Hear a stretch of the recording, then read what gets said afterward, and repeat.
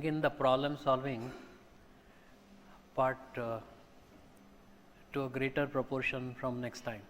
So, maybe last 20-25 minutes will devote to consideration of different problems. In the earlier part, we'll continue discussion of the concepts further. That hopefully will eliminate the lack of tutorials in this course. Today we deal with simultaneous mass and heat transfer in somewhat simplified fashion. You will realize that even then there are quite a few details one has to look into. If mass accompanies heat transfer, then it would appear that the heat transfer observed, either in terms of the flux or the heat transfer coefficient, would be modified by mass transfer. In particular, if we have the driving force for heat transfer in terms of temperature difference, and in addition convection could contribute to heat transfer, one could have taken the conduction and convection together in a single lumped parameter, heat transfer coefficient.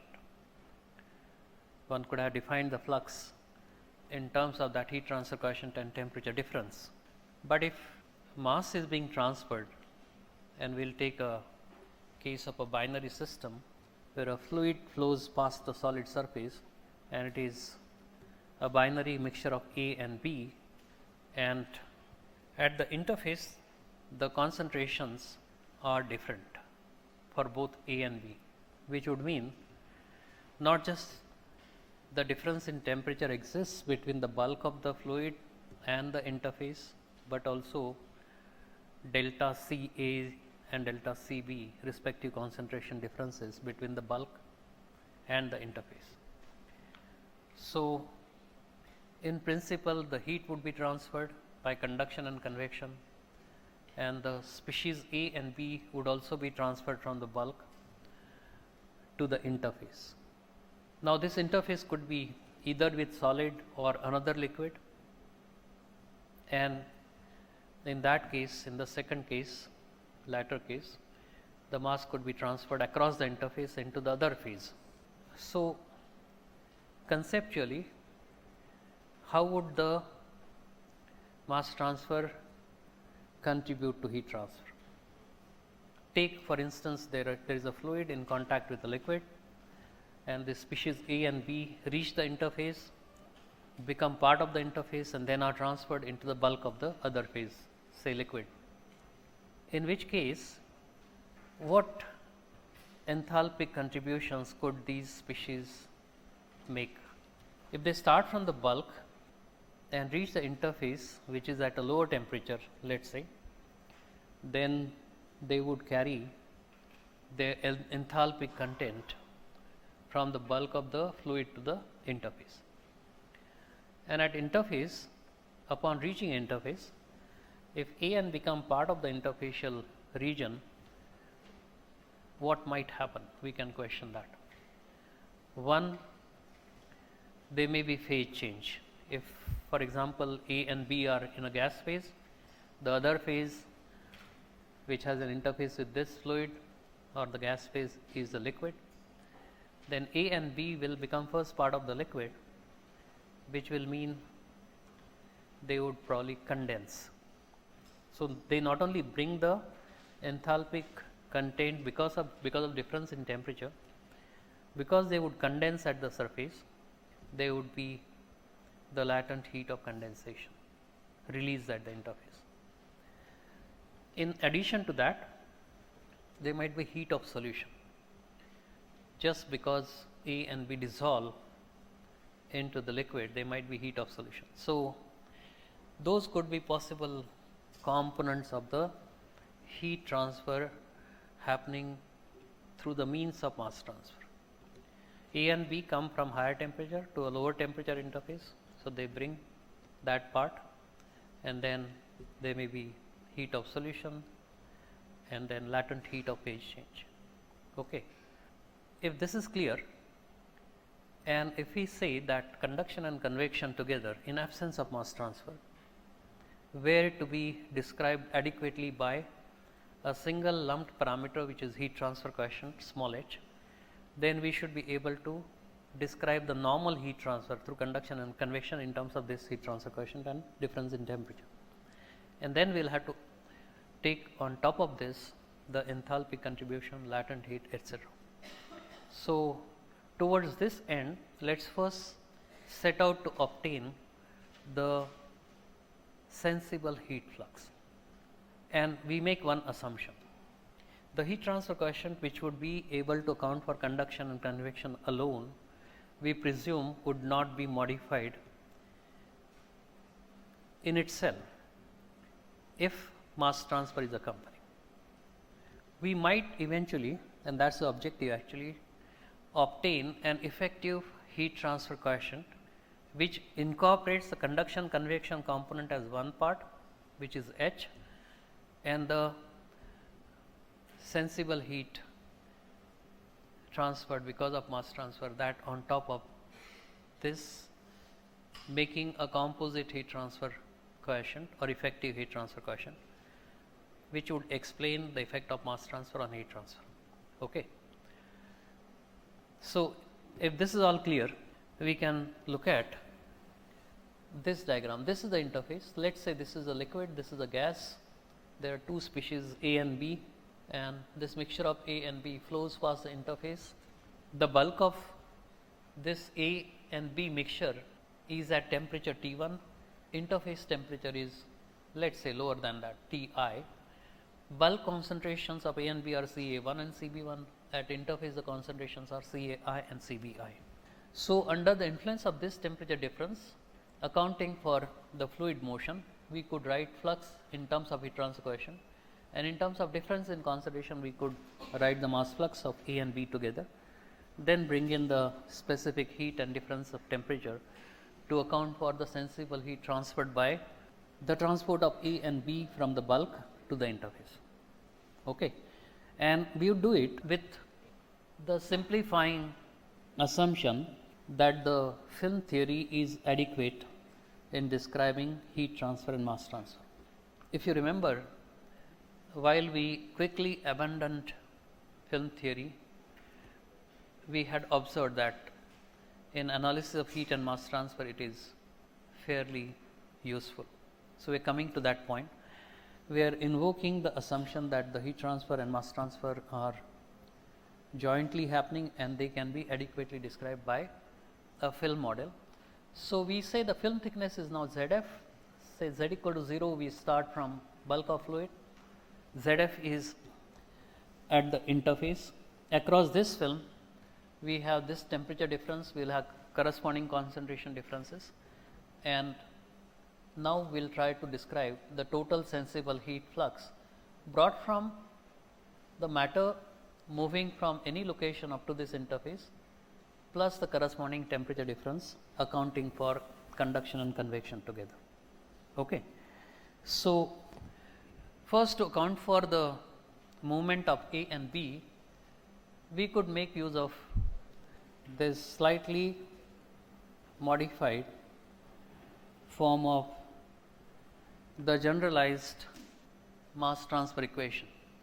We had written originally this as Na equal to Na by Na plus Nb, dAbC by Z, which was replaced by F, and then this log concentration difference term. We saying now we want flux of A and B together. So, Na plus Nb will be simply eliminating Na, F ln this Na over Na plus Nb, flux fraction minus the concentration ratio at the interface minus in the bulk. This should give you the total flux of A and B. How Na and Nb will be related will be from some other considerations other than mass transfer, like earlier. Okay. So, this gives an idea about the transport of A and B together, and now we see total sensible heat flux from any point Z to Zf will be given by this expression, H into minus dt by dz into Zf.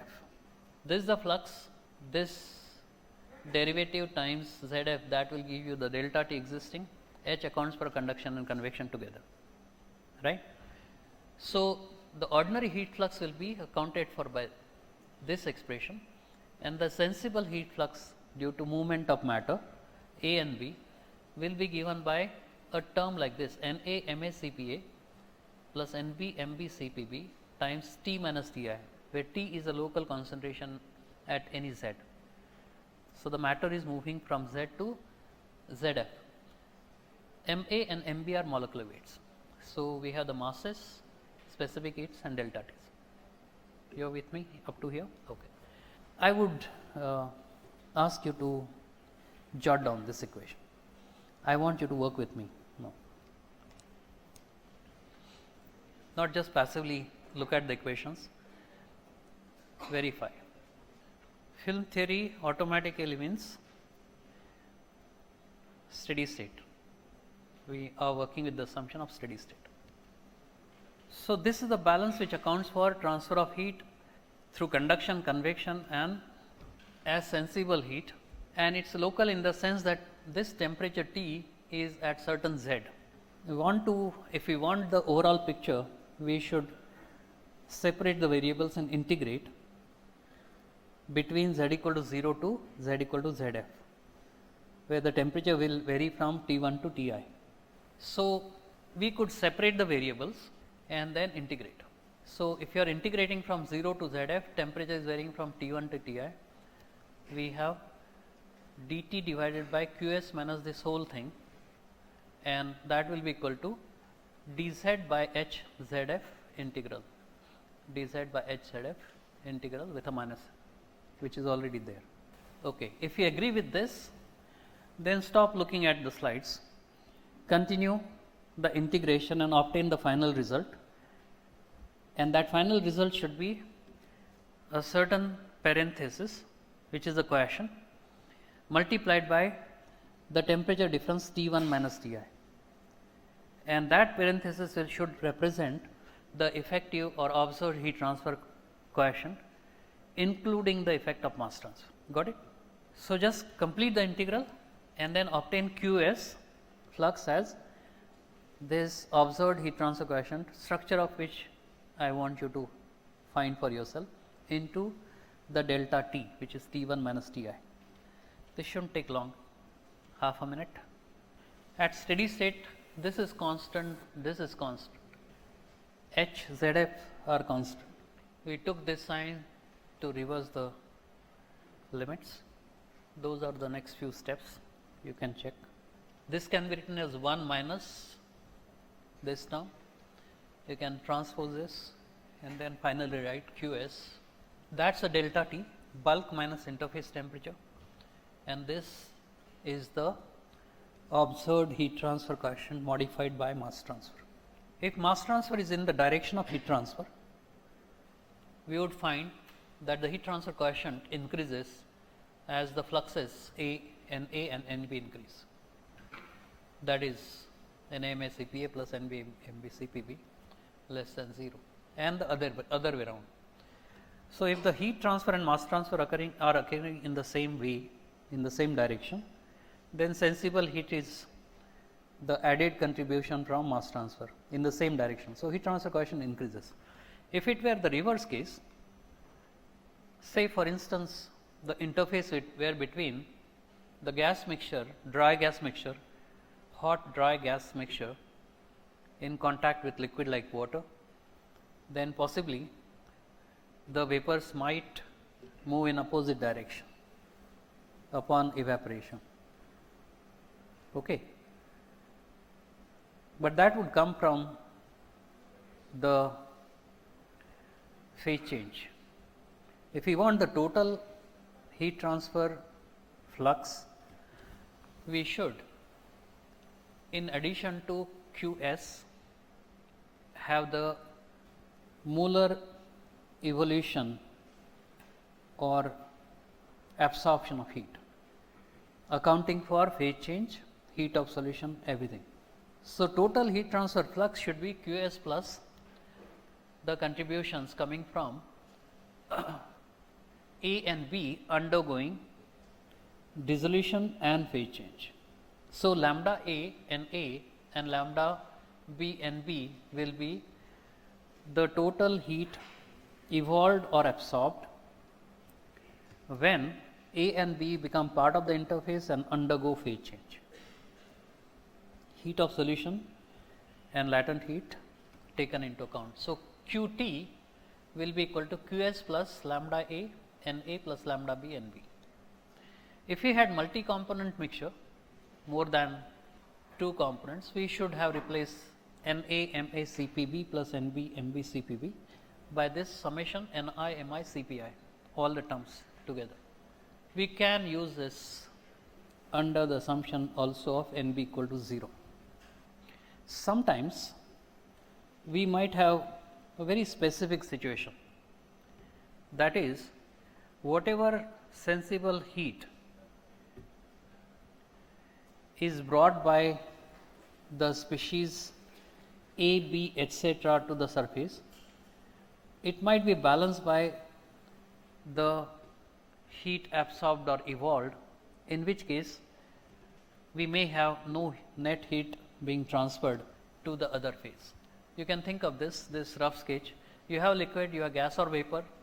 The heat flows from the bulk of this mixture A, B, etc. over here, and here phase change occurs and vapors issue in the opposite direction. So, if the heat arrival rate is equal to heat departure rate, the interface will stay what it was and no heat will be transferred to the liquid, right. So, that can also happen. You might not observe, in spite of the expected heat transfer because of difference in temperature, conduction, convection, and also because of mass transfer, but mass transfer may offset the effect of heat transfer in itself completely, so that no heat is actually transferred from this gaseous compartment to the liquid. Okay. Now, if this is all clear, I will now take you to the slightly different discussion in terms of that tutorial kind of spirit. So, there are a couple of things that I want to talk about, continuing from all that we had discussed about the dimensional analysis. One is the Buckingham Pi theorem. I don't know if you remember it, but as I had been telling you, that the purpose of dimensional analysis is to effectively reduce the number of independent entities you have to deal with. Okay. So, I will touch upon couple of problems, and then in the remaining time I want to move on to another very interesting class of problems. Okay, let us begin with the Buckingham Pi theorem. Before we could think of a problem from the dimensional analysis perspective, it is important that we understand the problem reasonably well. And what do I mean by reasonably well? If you understand a phenomenon to a fair amount of completeness, then there should be no difficulty in writing the proper equations from first principles. Okay. That might not be possible, but we might understand a phenomenon well enough to know that we can't make a mistake in finding what is important. Let me explain this. Let us take the example of a pipe flow, and we are thinking of, let us say, that test section part of this pipe is made of sparingly soluble material like benzoic acid. Suppose pure water flows in, moves across this test section of length L, the wall dissolves and the benzoic acid becomes part of now water in the form of solution, and it comes out. You could measure the mixed cup concentration of benzoic acid, mixing up what is the concentration of the outflowing solution with respect to benzoic acid. Okay. We might say the flow is rapid, we might have turbulence. That is sufficient to take you away from the first case where you could write the equations from first principles, much in agreement with what Galileo said. Now, if we think of what physical quantity, we can't write the equations, but we may say that we understand it reasonably well in the sense that we could think of what are the processes or phenomena happening. One is the fluid flow. Second, there is dissolution. There will be diffusion. We have molecular transport as well as convection.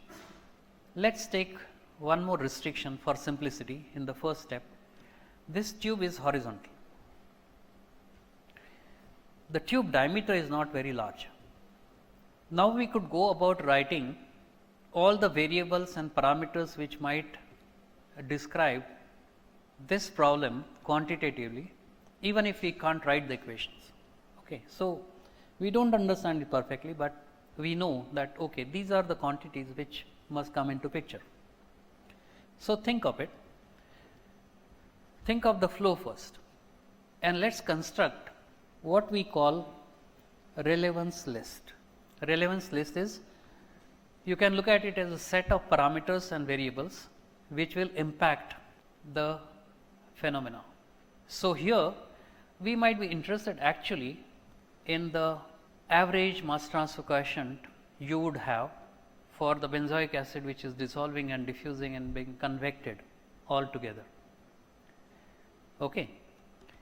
And we know that the mass transfer will be affected by the flow.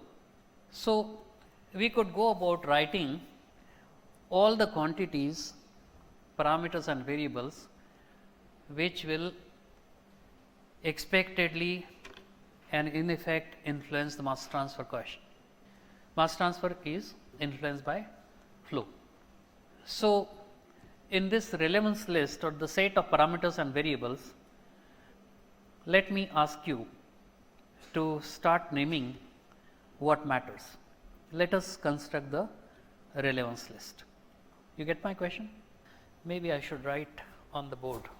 That's only to highlight that there is benzoic acid here. Don't take it geometrically. Now water flows in and benzoic acid dissolves and diffuses into and is convected. So if we had to construct this relevance list,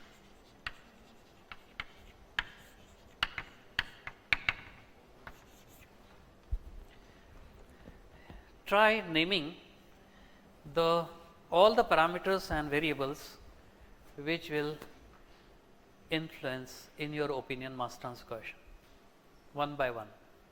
Velocity,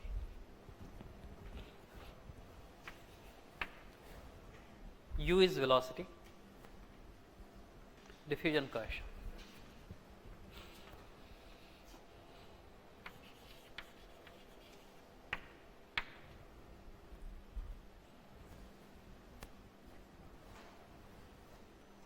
viscosity of fluid.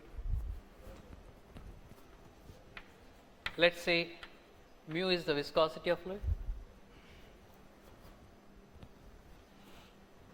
The parameters, diameter of the tube. The parameters are what we can vary. We can choose different pipe diameters. So diameter.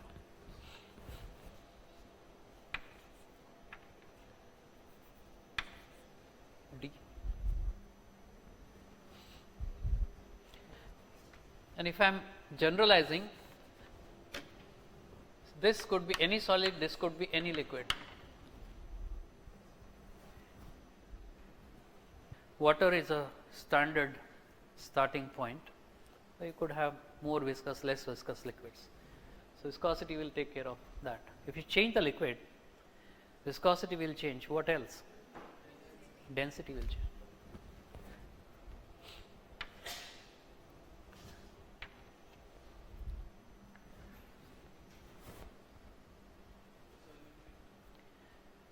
Solubility. If I change the material, I might change solubility.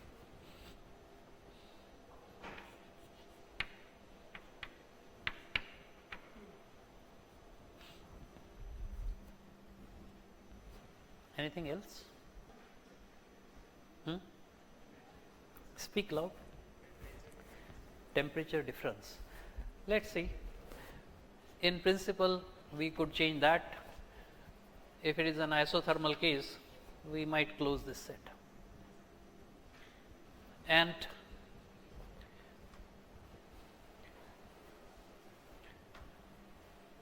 don't forget that the quantity we are interested in measuring and have effect of all of these is not forgotten. So, we should put the mass transfer coefficient. Let us change this problem slightly. Let us make this tube vertical and very long. So, test section becomes very long. If that were the problem,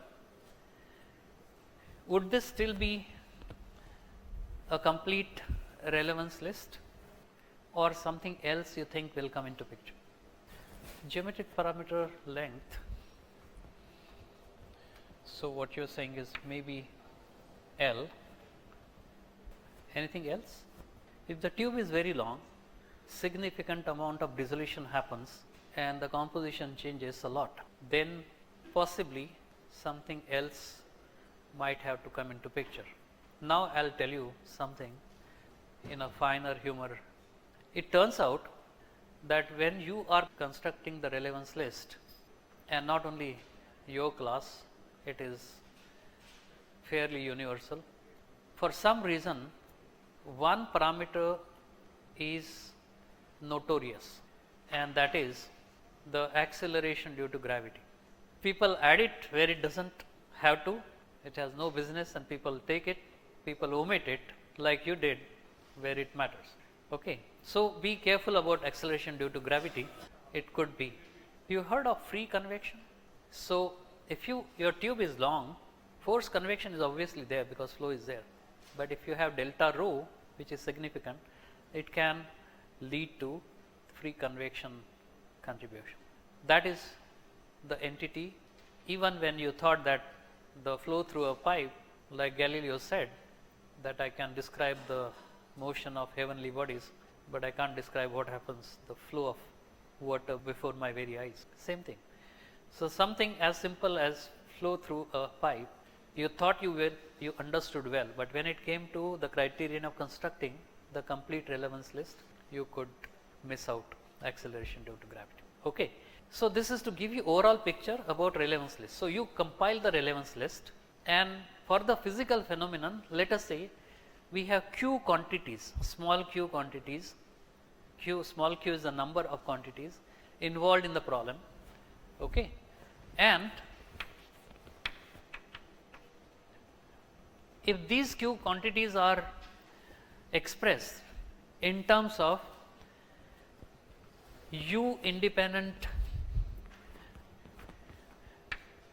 units or dimensions, do not confuse with the velocity, let this be v. Okay. Q is the number of quantities, u is the number of independent dimensions or units in which those q quantities can be expressed. Then according to Buckingham theorem, pi theorem, this is the number which is less than q obviously of the number of dimensionless groups in terms of which you can express the behavior of this system. Okay. So, depending on what your relevance list is, you should be able to figure out the number of dimensionless groups involved. In case of a horizontal pipe flow accompanied by dissolution, we have 7 quantities, 3 units, mass length time, in terms of which all these are expressed.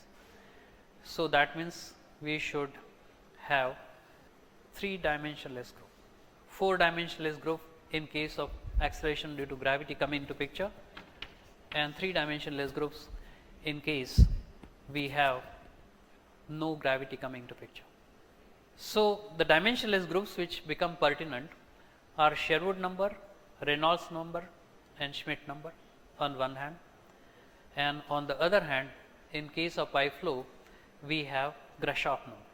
Grashof number, which can be expressed as a product of 2 more elementary dimensionless group, delta rho by rho and GL cube by nu square, which is Archimedes number.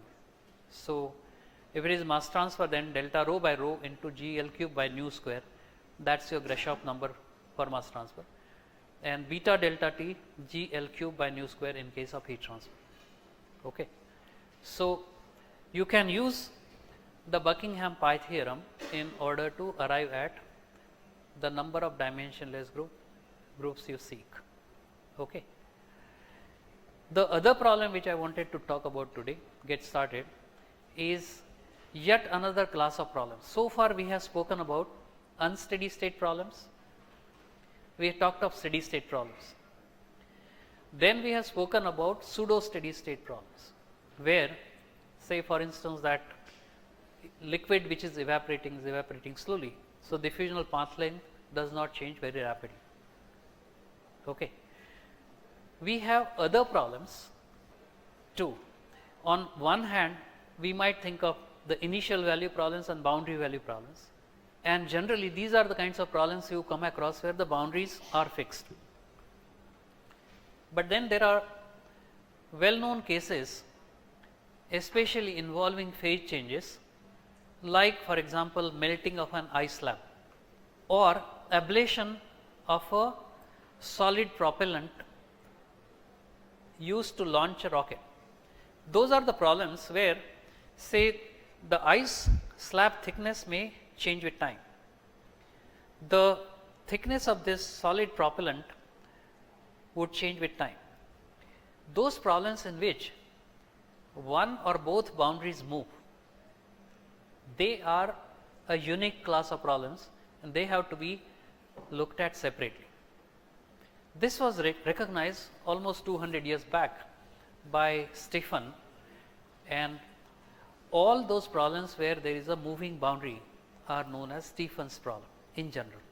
So, they may be heat transfer problem, mass transfer problem, or might involve reaction, etc., but they have a boundary moving. And one thing you have to remember, that moving boundary problems are always non-linear. That is the reason also why I am introducing the moving boundary problems at the very end of the consideration of this chronology, because they are more complex problems. Non-linear problems are not easy to solve. Most of the non-linear moving boundary problems which were solvable have been solved. You will have to be exceptionally lucky to find a new problem which is of physical relevance, practical importance, and yet not solved, and it will be even rarer if you can solve one. So, I would take that problem in addition for more detailed discussion, because with nonlinear problems the nonlinearity may not be visible sometimes.